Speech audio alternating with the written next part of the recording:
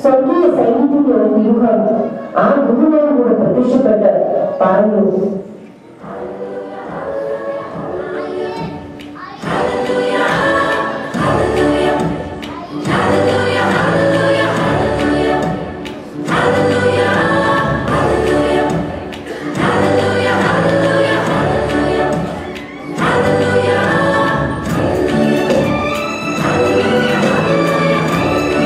അത്യുന്നതങ്ങളിൽ ദൈവത്തിൽ മഹത്വം, ഭൂമിയിൽ ദൈവകൃപ ലഭിച്ചവർക്ക് സമാധാനം.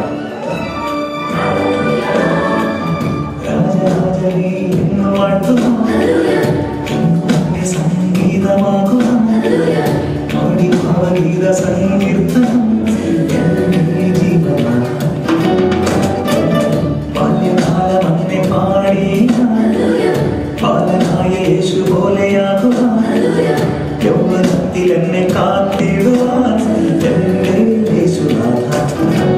എൻ മനമേ വീണമീട്ടു, എൻ കൈകളെ തപ്പുകൊട്ടു, പാട്ടി പാടാം സ്വരമുയർത്തി നമുക്കൊന്നായി പാടിടാം.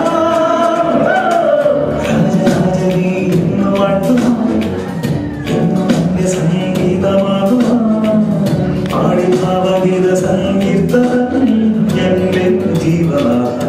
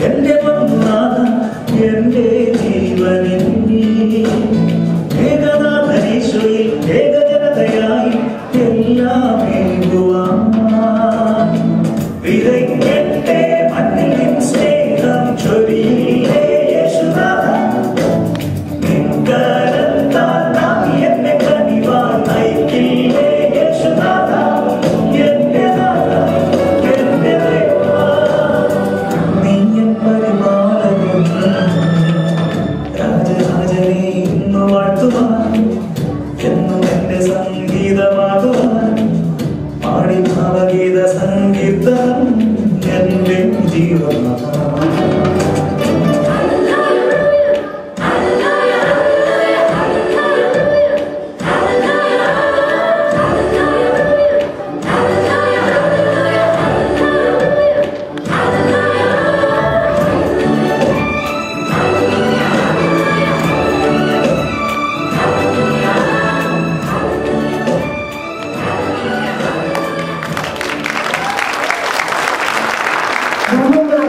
അവരെ വിട്ട് സ്വർഗത്തിലേക്ക് പോയപ്പോൾ അവർ പരസ്പരം പറഞ്ഞു, നമുക്ക് ബേത്ലഹേമിലേക്ക് പോകാം. കർത്താവ് നമ്മെ അറിയിച്ച ഈ ലക്ഷ്യമേ നമുക്ക് കാണാം. അവനിൽ വന്ന് നല്ലിടയൻ ഞാൻ, നല്ലിടയൻ ഞാൻ, ആടുകൾക്കായി ജീവൻ നൽകും നല്ലിടയൻ ഞാൻ, നല്ലിടയൻ ഞാൻ. അജഗണത്തെ മേച്ചിടാൻ അവനിൽ വന്ന് നല്ലിടയൻ ഞാൻ, നല്ലിടയൻ ഞാൻ, ആടുകൾക്കായി ജീവൻ നൽകും നല്ലിടയൻ ഞാൻ, നല്ലിടയൻ ഞാൻ.